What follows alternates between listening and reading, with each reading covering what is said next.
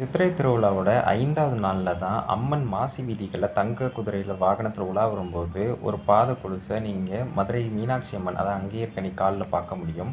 அதுல 412 மாணிக்கங்கள், 72 மரகதம், 80 வைரங்கள் கொண்ட அமைப்புல இருக்கும். இதற்கு பின்னால் ஒரு 200 ஆண்டுகள் கொண்ட வரலாறு இருக்கு. 1812 காலகட்டத்தில பீட்டர் பாண்டியனால மக்களால அழைக்கப்பட்டவரு ரவுஸ் பீட்டர் அப்படிங்கிறவர். இவர ஒரு பாண்டிய மன்னர் மாரி எல்லாரும் கருதுனாங்க. ஏன்னா, அந்த அளவுக்கு எல்லாருக்கும் மரியாதை குடுத்தார். இவர் வந்து பார்த்தீங்கன்னா, மீனாட்சி அம்மன் கோவில சுத்தி வலம் வந்து வணங்கிய பிறகு தான் அலுவலகத்துக்கே போவாராம்.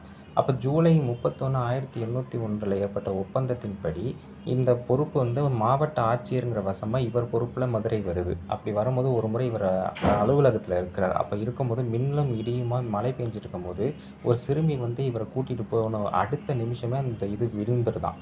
அப்ப வந்தது மீனாட்சி அம்மன் தெரிஞ்சு, அந்த அம்மனுக்கு குடுத்த தங்க பாதுகை தான் இது. இது சித்திரை திருவிழாவோட 5வது நாள்ல அன்னைக்கு ஒரு நாள் மட்டும் தான் சாத்துவாங்க.